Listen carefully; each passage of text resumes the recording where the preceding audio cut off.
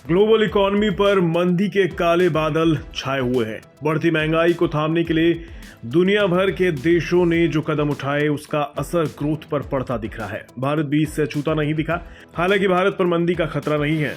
National statistical office यानी NSO ने चालू कारोबारी साल के लिए पहला ग्रोथ का अनुमान जारी किया है। चालू कारोबारी साल में भारत की आर्थिक ग्रोथ की रफ्तार 7% रह सकती है। ये अनुमान आरबीआई के अनुमान से 0.2% ज्यादा है। आरबीआई ने चालू कारोबारी साल के लिए 6.8% ग्रोथ का अनुमान जताया था। चालू कारोबारी साल में मैन्युफैक्चरिंग सेक्टर का प्रदर्शन निराशाजनक रह सकता है। पिछले साल के मुकाबले मैन्युफैक्चरिंग सेक्टर की ग्रोथ में गिरावट आ सकती है। एनएसओ के मुताबिक चालू कारोबारी साल में कृषि क्षेत्र की ग्रोथ 3.5% रह सकती है, जबकि पिछले कारोबारी साल में कृषि क्षेत्र की ग्रोथ 3% रही थी।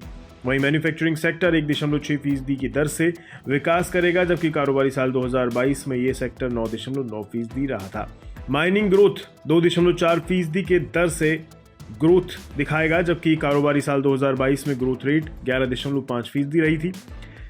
इलेक्ट्रिसिटी, गैस, वाटर सप्लाई और दूसरी यूटिलिटीज का ग्रोथ रेट 13.7% रहने का अनुमान है, जबकि पिछले साल ये 11.1% की दर से बढ़ा था।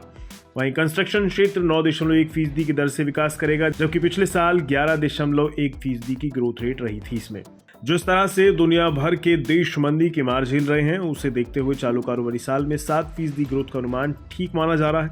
आईएमएफ प्रमुख क्रिस्टलिना जॉर्जीवा के मुताबिक 2023 में ग्लोबल इकोनॉमी की खस्ता हालत की वजह अमेरिका और यूरोप के साथ ही चीन जैसी अर्थव्यवस्थाओं की सुस्ती रहेगी।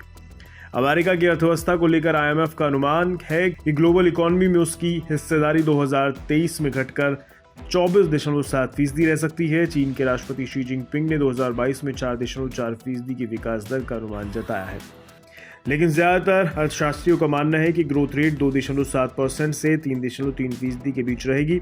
अगर भारत के हालात पर नजर डालें तो आईएमएफ के मुताबिक वैश्विक अर्थव्यवस्था में 2023 में भारत की हिस्सेदारी 3.6% हो जाएगी, जबकि 2000 में ये महज 1.4% थी। ऐसे में उम्मीद है कि कोरोना की नई लहर न आने पर भारत की तरक्की इस साल नई ऊंचाइयों पर पहुंच सकती है।